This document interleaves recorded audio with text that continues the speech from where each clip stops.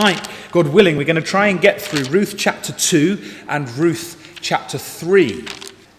The story so far, if you missed last week, from Ruth chapter 1 is that Naomi and Elimelech and their two sons left Israel to go to Moab. And then in Moab, Elimelech dies, and the sons marry Orpah and Ruth, two Moabitish women. Then the sons die, and then Naomi realizes her position and decides to return to Israel. And Orpah turns back to go to Moab, but Ruth sticks with Naomi, and they come to Israel, having dedicated themselves to the God of Israel. And now they're there in Israel. They're facing poverty, as it were, because there's no means for them to get any food. They can't work. There's no man about the house, so to speak.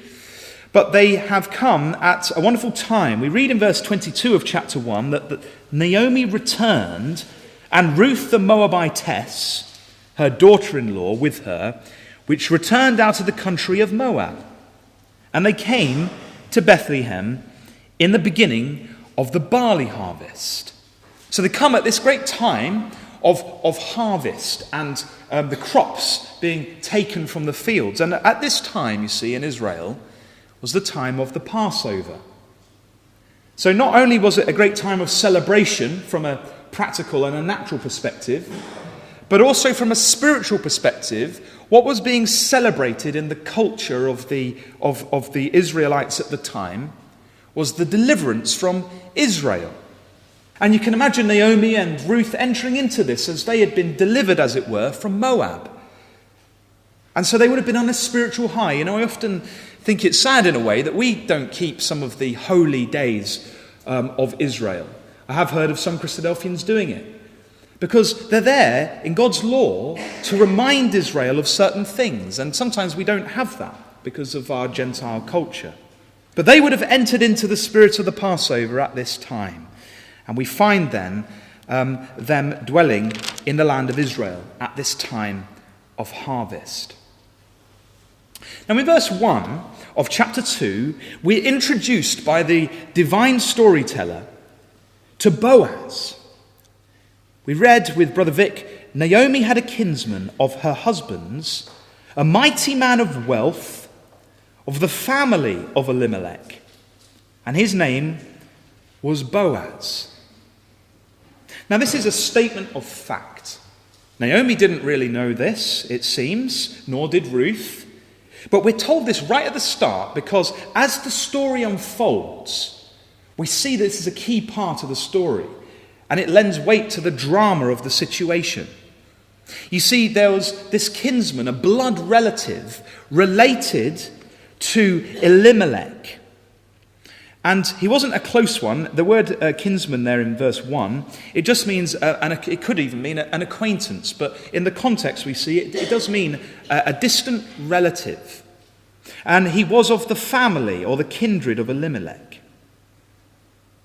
And you may have mentioned last time, we mentioned the law of the brother, and how important that law is going to become in our studies will become apparent. The Levirate law.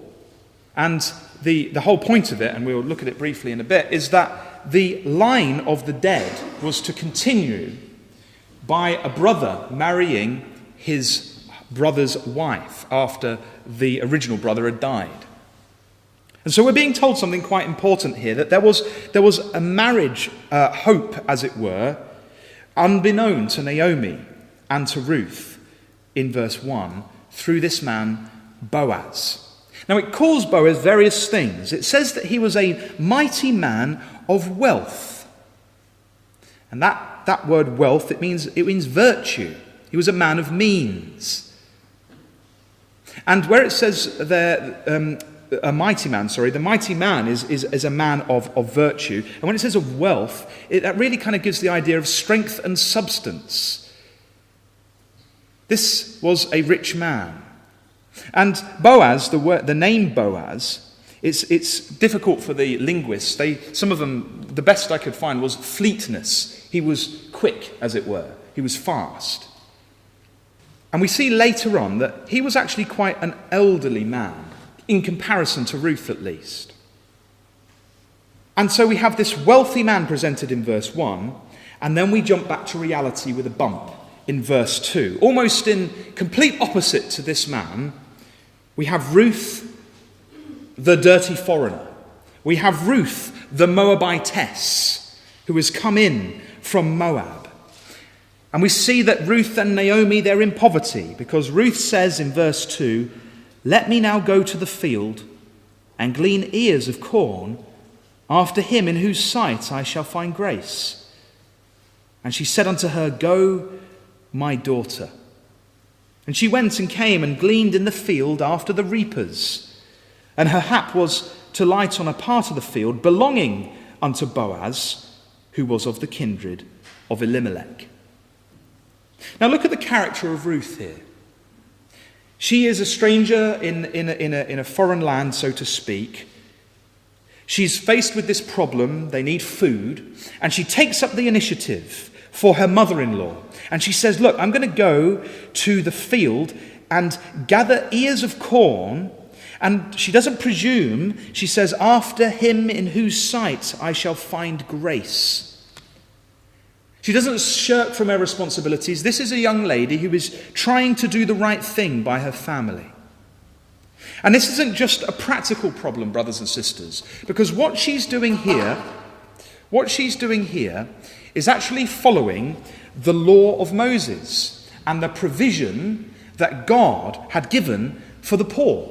So perhaps we could have a quick look at some of the provisions in the law for the poor. If you go to Leviticus chapter 19, you'll see that Ruth was indeed, she must have been reading or at least aware of the law of Moses and the principles which governed it. So Leviticus chapter 19 and verse 9 says, "And when ye reap in the harvest of your land, thou shalt not wholly reap the corners of thy field, neither shalt thou gather the gleanings of thy harvest. And thou shalt not glean thy vineyard, neither shalt thou gather every grape of thy vineyard. Thou shalt leave them for the poor and stranger.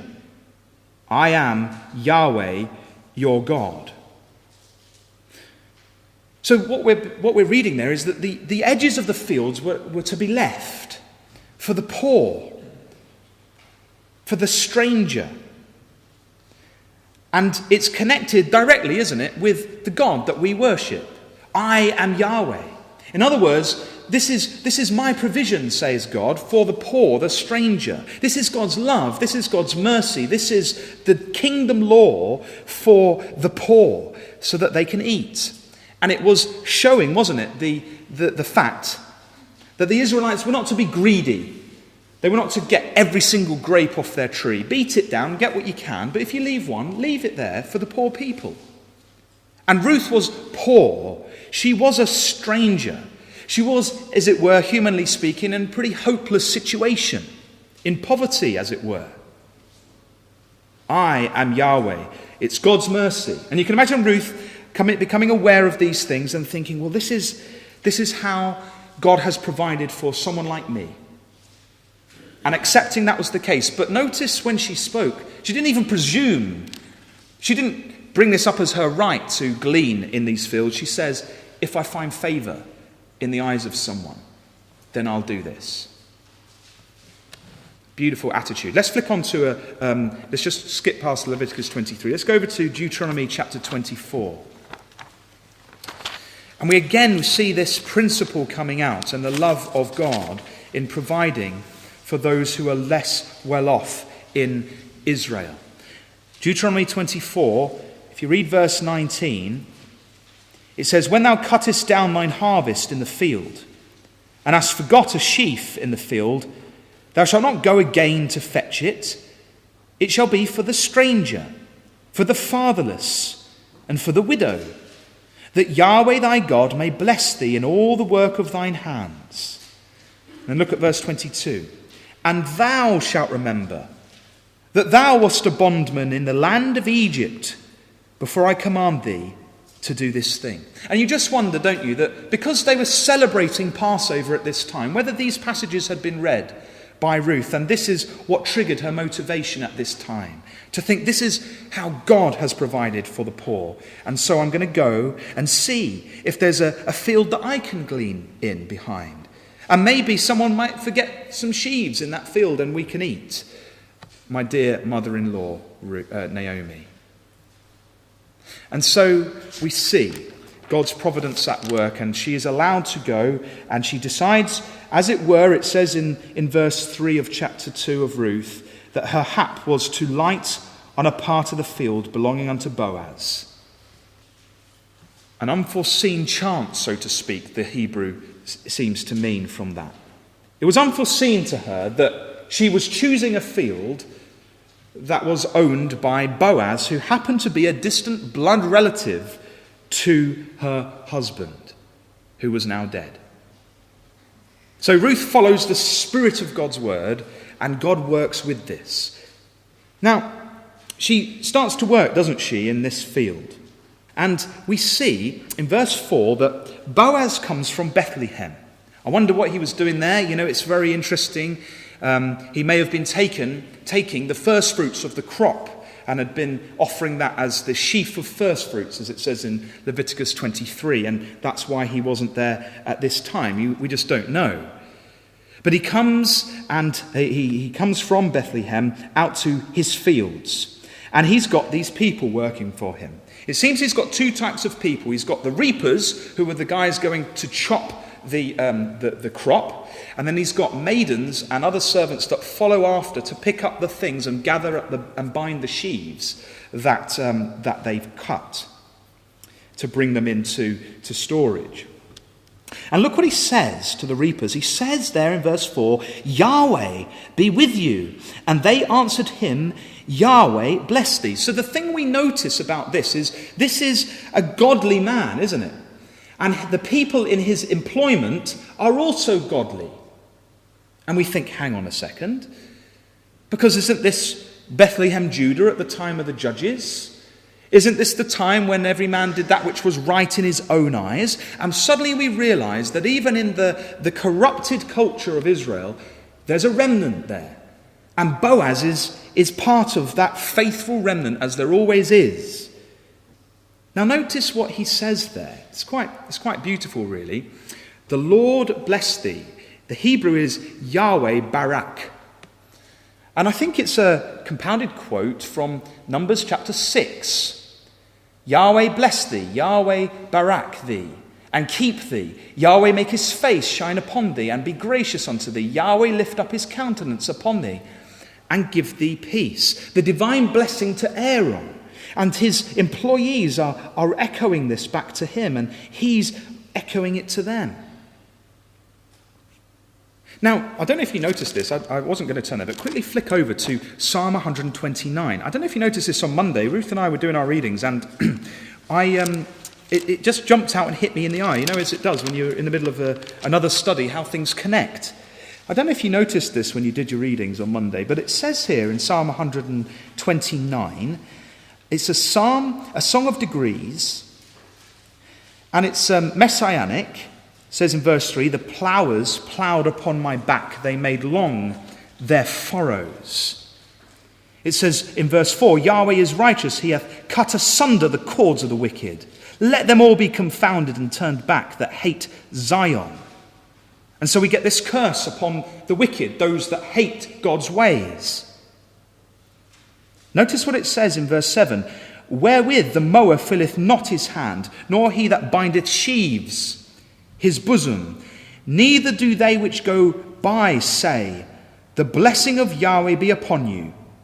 We bless you in the name of Yahweh, Yahweh Barak. And what this is a curse on the wicked. And what the psalmist is praying for is that the wicked are confounded, and that their blessing, they're not blessed in their harvests. And he's saying, I hope that these wicked people do not have the opportunity to say, Yahweh has blessed us.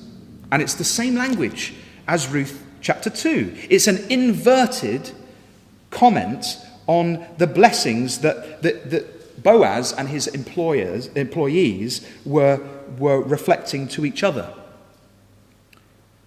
A greeting of harvest, then, is this message that they say, it seems.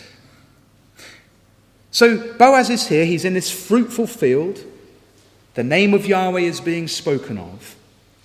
And he sets his, he looks up and he sees the work that's going on. And he says in verse 5, "Whose damsel is this?" in reference to Ruth. That's the most peculiar thing to say, don't you think? Because he could say, "Who is this young damsel?" But he doesn't. He says, "Whose is this young damsel?" So there's something about this woman that makes him think that she belongs, as it were, to somebody else. Now, I'll just suggest this to you, because it will come up later, but I wonder if she was wearing her widow's garments at this moment in time. And that's why he says, "Well, whose is this damsel?" In other words, who's died that she's come to glean in our fields? Just a suggestion, which I'll come back to in just a minute. But the point is that Boaz was a caring man, wasn't he? He takes notice of things. And he cares. Who's this that has become so poor that they have come here? And the servant says in verse 6, the lead servant that was over the reapers, he says, "It is the Moabitish damsel that came back with Naomi out of the country of Moab. And she said, 'I pray you, let me glean and gather after the reapers among the sheaves.' So she came and hath continued even from the morning until now, that she tarried a little in the house." Now, you can see here some very interesting things.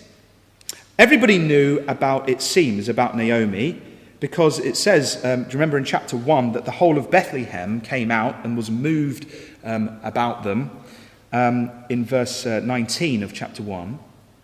So they kind of knew what was going on.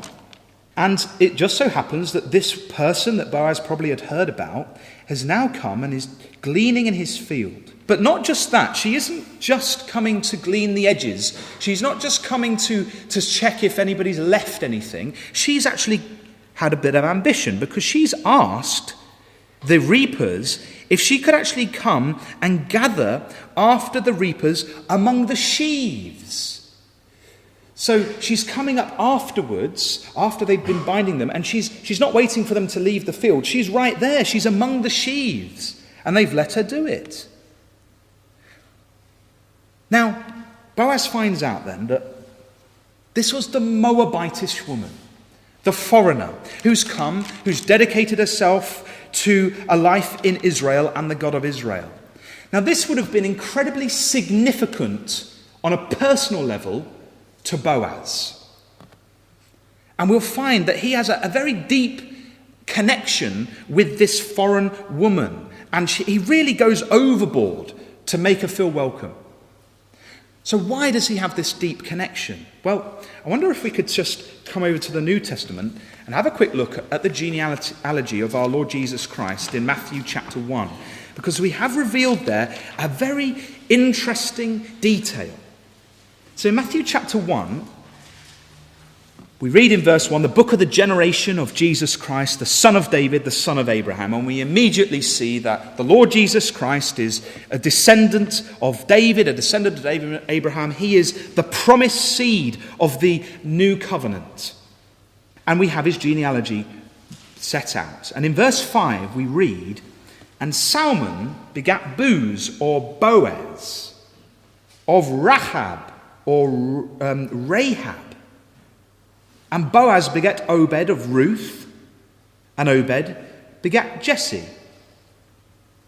So just look at that, because we read that the father of Boaz was Salmon, and Salmon had married Rahab.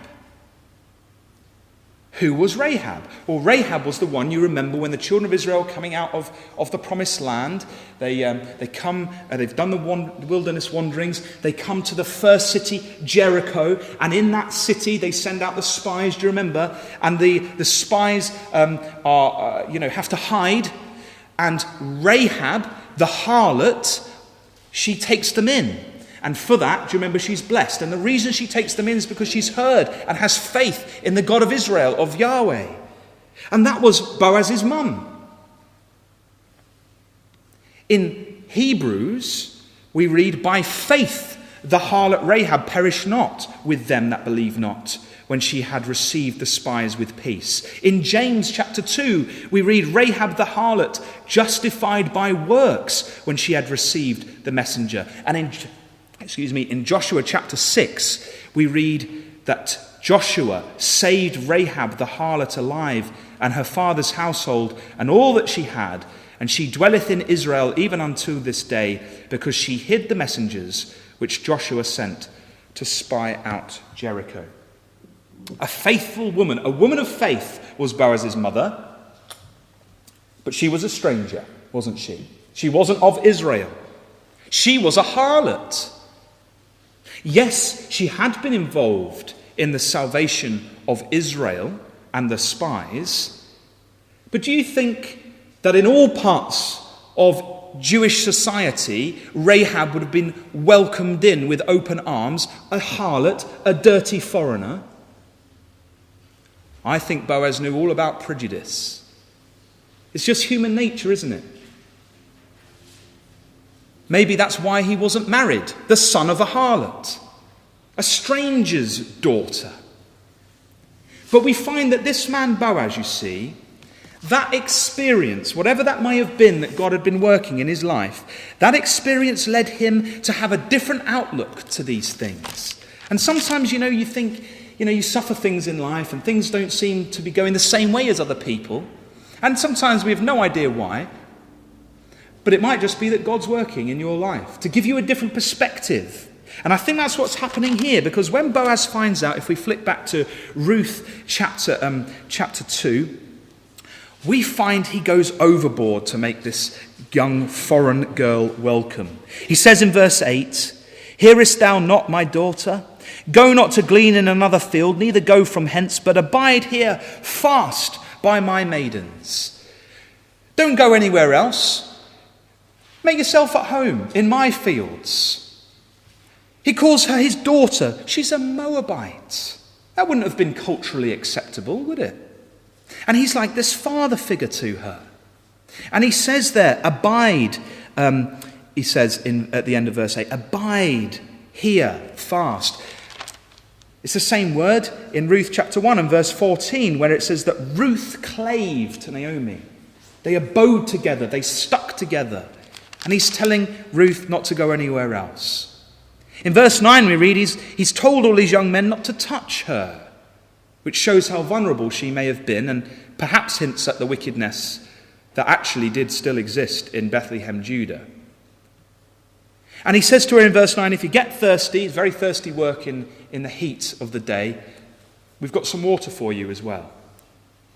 So he's going overboard, isn't he? He's gushing over to make her feel welcome. I ask the question, brothers and sisters, how welcoming are we when a stranger comes in amongst us? How interested are we actually in them? I'm not talking about saying, hello, how are you? This is somebody who's really trying to help practically this new member, as it were, of the ecclesia in his time.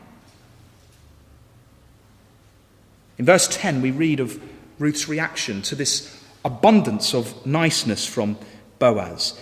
Then she fell on her face and bowed herself to the ground and said unto him, Why have I found grace in thine eyes, that thou shouldest take knowledge of me, seeing I am a stranger? She's very conscious, isn't she, of her background. And the implication of what she says there is that other people weren't taking knowledge of her. Other people didn't care about her. Why are you, Boaz? Why are you? And notice what Boaz says in verse 11 and 12. He says unto her, It hath fully been showed me all that thou hast done unto thy mother-in-law since the death of thine husband, and how thou hast left thy father and thy mother and the land of thy nativity, and art come unto a people which thou knowest not heretofore. Yahweh recompense thy work, and a full reward be given thee of Yahweh God of Israel, under whose wings thou art come to trust. So Boaz recognizes three things, doesn't he, there? He recognizes her care for Naomi through the gleaning, assumedly, and the hard work she was putting in. and the fact that she'd asked to come right up to glean amongst the sheaves. He recognized that wasn't a selfish thing or a greedy thing. She's trying to help her mother-in-law. The second thing he notices is that she's left father and mother and the land of her nativity. She's abandoned everything she knew. And she's come, the third thing he notices, to a people that she didn't know. But underlying all of it in verse 12, he realizes that this is not just a simple kind of practical thing. He realizes and he understands that she has dedicated herself to the God of Israel, because he says that he wishes that God gives her a reward, as it were, under whose wings thou art come to trust. This was a conversion from Ruth. He understands this. She'd sacrificed everything and she was facing hardship, and this meant a lot to him. He realized what she'd gone through. Now, this little statement of Boaz's is in the center, verse 11 and 12, of one of those chiastic structures that we mentioned the other week. The chiastic structure is where you get repeated words and phrases which lead into a central point. And the words of Boaz sit smack bang in the center of the chiastic structure. And so God's word, through his Spirit, is highlighting that this is one of the key points he wants us to take away from this passage. I can give this to anyone at the end if they want. Those three things: the mother-in-law, the father and mother, and they left the land.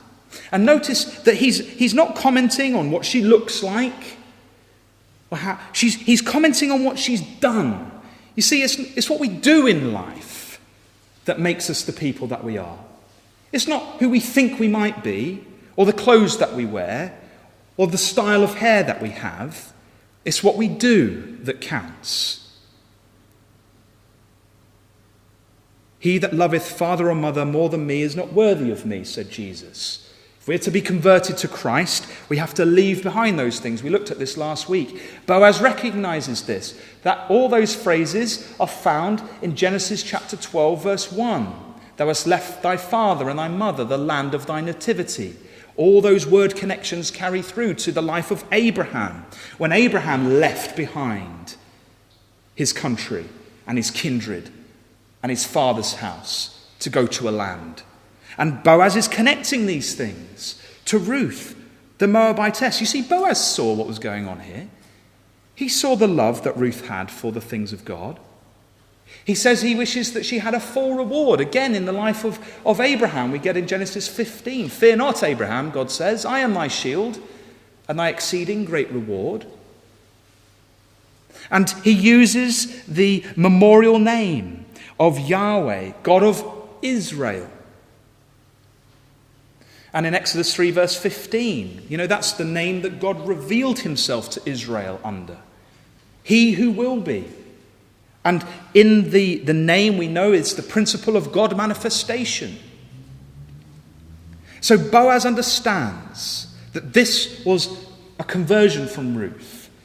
This was a woman dedicated to the things of Israel. No one else understood this, really, by implication. Boaz sees it, though, perhaps because of his background and his experiences growing up under Rahab the harlot. He says that she's trusted in the God of Israel, under whose wings she had come to trust. There's a beautiful passage in Deuteronomy 32.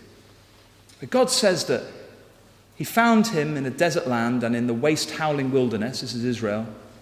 He led him about, he instructed him, he kept him as the apple of his eye, as an eagle stirreth up her nest, fluttereth over her young, spreadeth abroad her wings, taketh them, beareth them on her wings.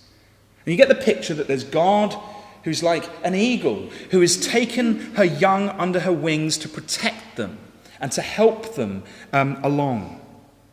And this phrase is beautiful. It's picked up later in the Psalms. We haven't got time to go through all of these Psalms. A lot of them connect to the context that you find here in Ruth, of somebody completely dedicating themselves to God, who trust in the shadow of God's wings. It's a beautiful phrase, I would suggest. Now, how much do we trust, brothers and sisters, in the shadow of God's wings? Do we even recognize they're above us as we go about our daily lives? Because if we don't even recognize God's protective care, then how can we trust in the shadow of his wings? We have to believe, don't we? And we have to behave in a way that reflects these beautiful things. Now, in verse 14, we read that there's a mealtime, and we read of Boaz inviting Ruth to come and eat bread and dip her morsel in vinegar. A fellowship meal of bread and wine is being conducted at the end of the day in this house of bread, as it were, that Boaz is the leader of. And by implication, she wasn't sitting with everybody else. So he invites her to come up hither, as it were, to partake of this fellowship meal. And she says to him, he gets up as well. She sat beside the reapers, and he actually goes even a step further, and it seems that he takes a delicacy, parched corn, and he actually personally gives it to her to eat. And it says, and she was sufficed and left. And some translations have, and she ate and was satisfied, but kept some back. And we'll find later that she saved a bit for Naomi. But she's making a massive impression on Boaz. Because in verse 15, when she'd risen up to glean, Boaz commanded his young men, saying, "Let her glean even among the sheaves, and reproach her not." Not only that, she wasn't even allowed to come right up to the sheaves, but he says in verse 16, "And let fall also some of the handfuls of purpose for her, and leave them, that she may glean them, and rebuke her not." So we find again this Boaz, how he's going over and above to look after this stranger who had found her way into his field. And so in verse 17, she gleans all day until evening. Not only does she do that, it's hard work obviously, but we find that after the sun's gone down, she beats out that she had gleaned, which means that she, you know how it works, there's husks around the corn. She beat and threshed, as it were, the produce that she'd got, in order that the beautiful seeds were left, the useful bits of the harvest. So she's a very hard worker. And it says there that she had left about an ephah of barley. And it's a bit tricky to put this in modern terms because it's a liquid measurement. But you know those water canisters that you see in offices sometimes? Well, the top of one of them contains 20 litres of water. So it was about that amount. I don't know what the weight of that is in barley grain, but you can imagine it was quite heavy. So she's been hard at work going through. Now she comes back to Naomi in verse 18, and she shows her mother-in-law what's happened, and she says to her in verse 19, "Where have you been?" And Ruth says to Naomi, "The man's name with whom I wrought today is Boaz." Now this must have clicked something in Naomi's head. Boaz. And she says, "Blessed be he of Yahweh, who hath not left off his kindness to the living and to the dead." So she thanks God for Boaz. And she says, thanks be to God that the living and the dead are being taken care of. Now what do you think that means? Well, I think the living obviously means those that are alive at the time. So Ruth, Naomi, possibly even Boaz himself. And the dead, what does it mean by the dead being looked after or blessed by God? Well, surely that means Mahlon, Elimelech, those that had died. They're being looked after. So I think what Naomi is saying, something's clicked in her head and she's realizing God's behind this. Something's going on here. That the dead are being looked after somehow. And she says at the end, "The man is a near of kin unto us, one of our next kinsmen." Now we're going to look at this a little bit in our final study, But the word kinsman there is ga'al. It means the redeemer. He's a redeemer. He's part of this levirate law. And he is able to continue the seed of the dead. And verse 21, Ruth the Moabitess said, he said also unto me, thou shalt keep fast by my young men. And so Ruth's now realizing something else is going on here. He's being overly nice to us. And Naomi says in verse 22, it is good, my daughter, that thou go out with his maidens, that they meet thee not in any other field. She can see the hand of God. They can see where this might be going. And so Naomi is saying, don't go anywhere else. And so in verse 23, we read that the harvest time continues on day after day. Naomi goes out to glean in Boaz's fields. And he obviously would have got to know her a bit more, and there would have been, no doubt, many discussions that took place between Ruth, and the gleaners. Now, it's interesting just to consider that in Ruth chapter 2, the key word peppered throughout, in verse 2, verse 3, verse 7, verse 8, verse 15, verse 16, verse 17, 18, 19, and 23, the key word there is glean. It's all about gleaning. It's all about gathering in the fruit of God's blessing. Beautiful Psalm 104.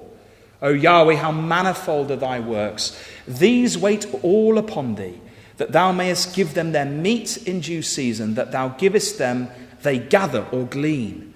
Thou openest thine hand, they are filled with good. So we all gather, don't we, from God's provision.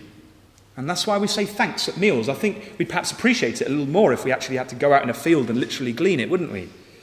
So perhaps we must remember this next time we sit down to a meal, that this is all God's provision. He has opened his hand and allowed some of the provender, as it were, to spill out so that we can gather it. And aren't we thankful for his blessings? As we say, just a quick reminder of where this is going. I always say this wrong, so I should just call it the law of the brother. That law in the law of Moses, we're going to look at it next time in a bit more detail. When a husband died and was childless, his next of kin was to marry the husband's wife. This would have carried on the line of descent and also allowed for the inheritance of the family to continue to the next generation. Perhaps actually we could just turn to Deuteronomy 25 just to see a little bit of this law just before we go into chapter 3 of Ruth.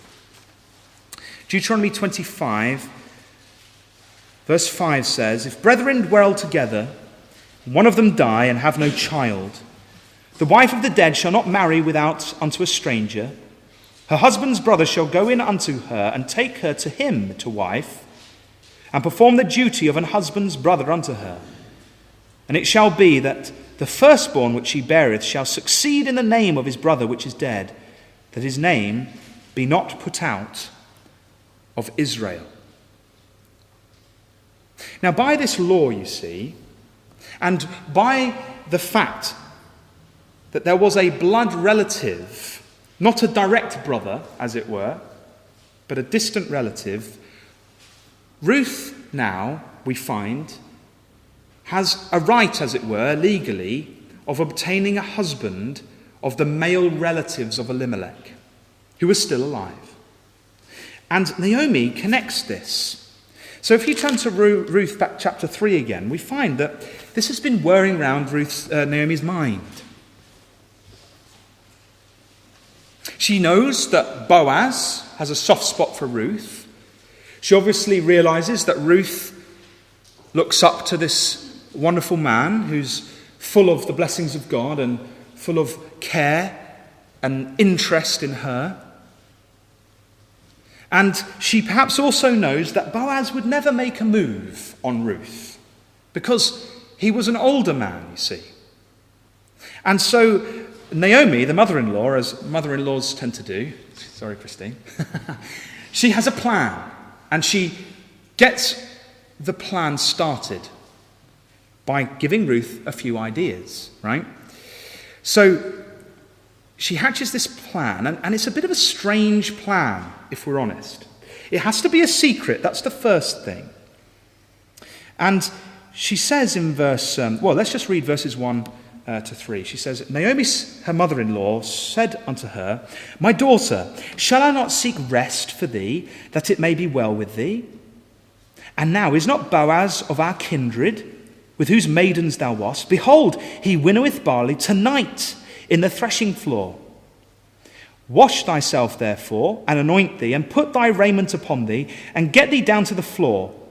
But make not thyself known unto the man, until he shall have done eating and drinking. And it shall be, when he lieth down, that thou shalt mark the place where he shall lie, and thou shalt go in and uncover his feet, and lay thee down, and he will tell thee what thou shalt do. And she said unto her, All that thou sayest unto me, I will do. Now in verse 1, she's saying, My daughter, shall I not seek rest for thee? And I think it was Brother Simon in the comments last week mentioned that this Hebrew word manoach, rest, it's actually a word that's already been used in Ruth chapter 1, verse 9, where Naomi says to Orpah and Ruth, before they come back to Israel, she says that Yahweh grant you that ye may find rest, each of you, in the house of her husband. And she's saying, go back and get married in Moab. And that's going to be like a rest for you. So this is in the context of this, she's actually saying to Ruth, I'm seeking a marriage for you, Ruth. I'm seeking a rest for you. Now, it might be strange to connect marriage to rest, but it is, isn't it? It's a lovely thing when two people are very content with each other, working together in the bonds of the truth, in union. And that's what Naomi wants for Ruth. And we see that she's worked out this law, okay? But then she has this very strange and peculiar plan. She tells Ruth she's got to prepare. She says, wash, get anointed, get dressed. She says, go out to where Boaz is winnowing. And that was where they threw up the crop that had been cut down, and the wind blew away the chaff, and the good seeds came down. So it seems to be that on this night, the conditions were such that it was a prime time, and she knew that Boaz, after his employees had gone home, would still be working late and would still be on his own and would probably go to sleep that very night on his own in the threshing floor. So she says, go along, mark or know where he's going to go to sleep, and then when everyone's gone, as it were, and he's had his food and he goes down to sleep, you go there, uncover his feet, lie down next to him, at his feet, and then when he wakes up, he'll tell you what to do. You think, I was scratching my head over this for some time, like, what is going on? A lot of the commentaries say this is an ancient custom. What, really? This is something that happened all the time, was it? People just, went to winnowing floors and laid down at other people's feet. I don't think this is necessarily that. It may be, but I don't see any evidence for it. So what's it all about then? Well, in verses 6 and 7, it happens. And in verse 8, we read that poor Boaz is in the middle of the night. See, this wasn't something that happened all the time. He wakes up at midnight and he's afraid. What's going on? He turns himself around and behold, a woman lay at his feet. He's in shock. What is going on? And he says, who are you? In verse 9. She says, I'm Ruth, thine handmaid. Spread therefore thy skirt over thine handmaid, for thou art a near kinsman, margin, one that hath right to redeem the all. And he says straight away, Blessed be thou of Yahweh, my daughter, for thou hast showed more kindness in the latter end than at the beginning, insomuch as thou followest not young men, whether poor or rich. And now, my daughter, fear not, I will do to thee all that thou requirest. For all the city of my people doth know that thou art a virtuous woman. You see, we see here again in verse 9, you see, Ruth's not presumptuous about these things. She says, I'm one of your handmaids. And Boaz knows exactly what's going on. Immediately he realizes that this is in effect Ruth asking him to marry him. She actually in effect says that. She says, stretch therefore thy skirt The Hebrew for that, interestingly enough, is the Hebrew wings. It's the same word in chapter 2 and verse 12, which says, under whose wings thou art come to trust. The skirt is the same in the Hebrew as the wings. She's saying, I want you to come and protect me like a husband. Now, there's loads going on here, and I don't know quite, we've got a few minutes, I'm going to quickly see what I can do. But my view of this is that actually what is happening here is that Ruth is enacting what happened with Tamar in Genesis chapter 38. Perhaps we could quickly just jump there. We're going to spend more time in the life of Tamar, God willing, next week. But in Genesis chapter 28, we find it's a similar situation in regards to the law of the brother. 38. Now, we haven't got time to go through it all, but you may remember the story that it's not the nicest story. But remember that Tamar gets married and her husband dies. And then her husband's brother dies also. And Judah, who's the dad of the sons that she was marrying, says, well, look, I'll get you a husband. In verse 11, he says, remain a widow at thy father's house till Shelah my son be grown.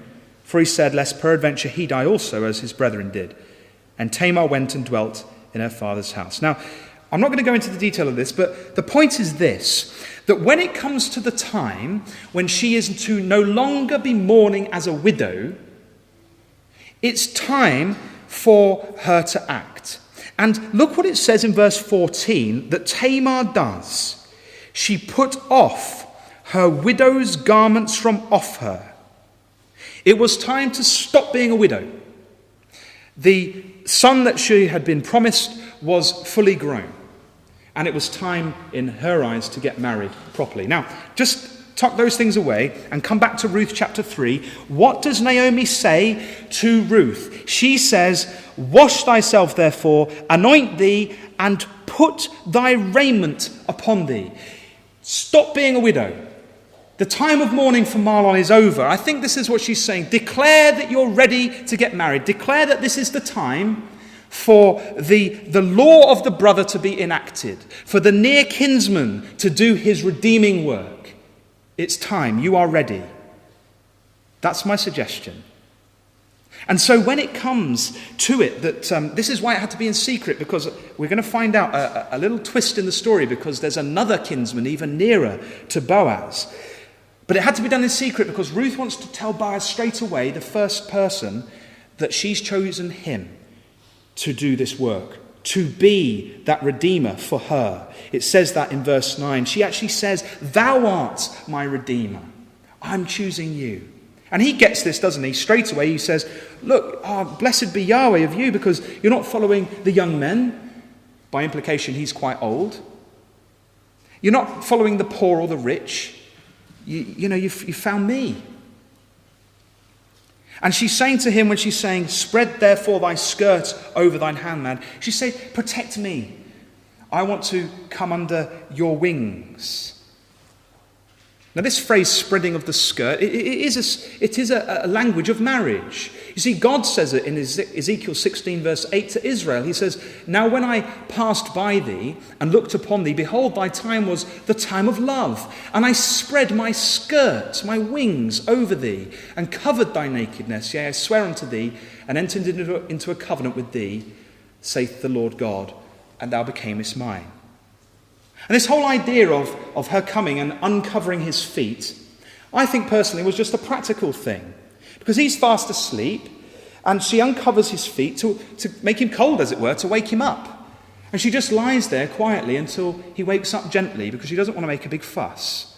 And then she explains the situation, and in God's blessing, he accepts what she's suggesting. And as I say, that same word in the Hebrew for skirt is the same word wings in Ruth chapter 3 and verse 9.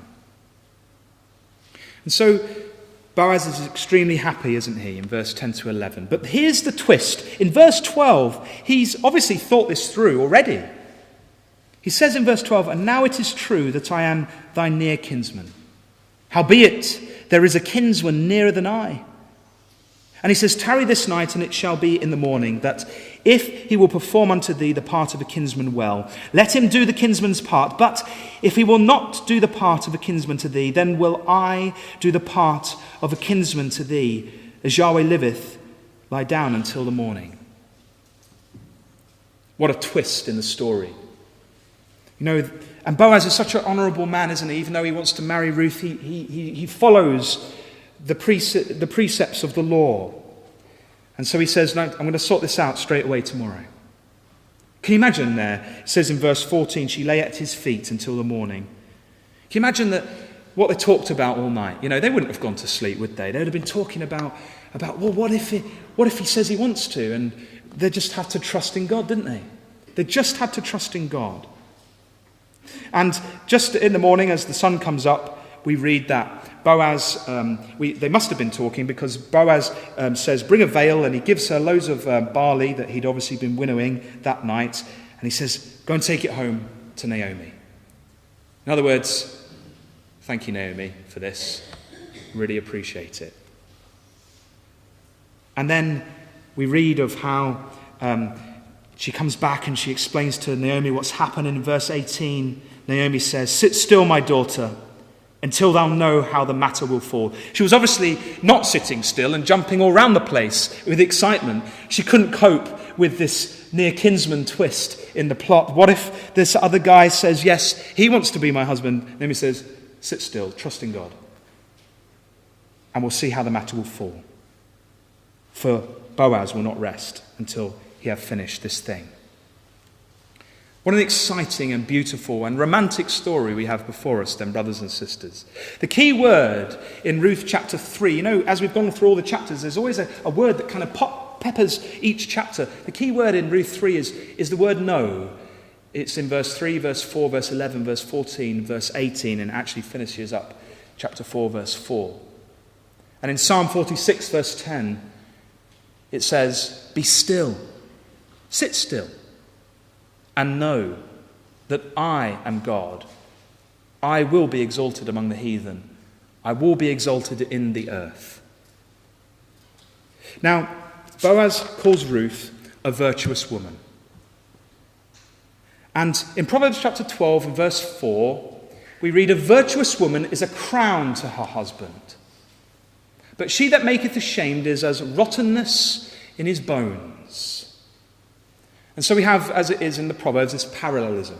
We have a woman that makes her husband feel rotten, and we have this virtuous woman who is a beautiful crown to her husband.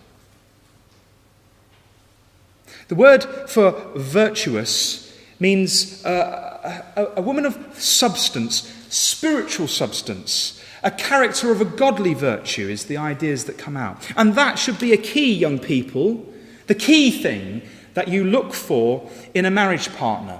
Note these words, young men. A virtuous woman is a crown to her husband, but she that maketh ashamed is as rottenness in his bones. Note that word, young ladies. Virtuous. Now, can we quickly turn? We're not going to go through it, but we're just going to pick out a couple of quick points from Proverbs chapter 31. What does it mean to be a virtuous woman? Well, in Proverbs chapter 31, we have a description of the virtuous woman. And it's well worth studying and looking through if you get time, and pondering each of the sayings that are said about a virtuous woman. Look at verse 10. "Who can find a virtuous woman? Her price is far above rubies. The heart of her husband doth safely trust in her, so that he shall have no need of spoil. She will do him good and not evil all the days of her life." And as we go through the verses, we realize that she's a hard-working woman. She looks after her family. She's a worker. It's not what she thinks she's doing. It's not what she's saying. It's not what she looks like that makes her virtuous. It's what she does. It's not the things that we say that make us. It's the things that we do. And as you go through the chapter, there's two levels, as always there is in the Proverbs. There's like a practical, kind of literal level, and there's a deeper, more spiritual level. In verses 13 to 17, she prepares in advance her food for her family. In verse 18, we read that she has this candle that never goes out because she's prepared prepared the light that she needs to have to do her work. You know, as I say, there's a natural level, isn't there, on that? You know, she's got many candles in the cupboard, so to speak. She's prepared. But then there's a spiritual level because her light never goes out. She's always issuing forth godly light. In verses 19 to 25, she works to clothe her household in strength and honour. And look at this in verse 26. She openeth her mouth with wisdom, and in her tongue is the law of kindness. She looketh well to the ways of her household, and eateth not the bread of idleness. Her children arise up and call her blessed, her husband also, and he praiseth her. Many daughters have done virtuously, but thou excellest them all. Favour is deceitful, and beauty is vain. But a woman that feareth Yahweh, she shall be praised. Give her of the fruit of her hands, and let her own works praise her in the gates. This is what counts, isn't it, brothers and sisters? We're all to be, if we remain faithful, the bride of Christ. It's not about what we look like, is it? It's not about how beautiful we are on the outside. It's what goes on in the inside. It's a woman that fears Yahweh. That's what we should be looking for, young people, in our marriage partners. Ruth was such a woman, a hard worker. She trusted in God. And what's beautiful about the whole thing is that when we started in Ruth chapter 1, Boaz is a virtuous man, the same as Ruth, just a male version. Naomi had a kinsman of her husband's, a mighty man of wealth, virtue, same word. And so we have before us these two virtuous people. It was like when they looked at each other, a bit of themselves was looking back, because they were both motivated by the same thing, by godly ways, the common interest in the things of God. They kind of both had that kind of similar background, haven't they, of as it were, maybe prejudice, but holding fast to the things of God. They were both very virtuous. So we'll just finish with our lessons. We should not neglect the poor in our ecclesia. We should seek to welcome in those who have our shared faith, go over and above what we might normally do to show an interest. We should seek to emulate a virtuous, godly character in our lives. And we need to put our trust under the shadow of God's wings and recognize his ways in our lives. In Malachi 4 verse 2, we read, "But unto you that fear my name shall the Son of Righteousness arise with healing in his wings." And that healing, brothers and sisters, is God willing for us. If we hold fast, if we recognize, like Ruth did, the beauty and the wonder of the God of Israel, under whose wings we have come to trust.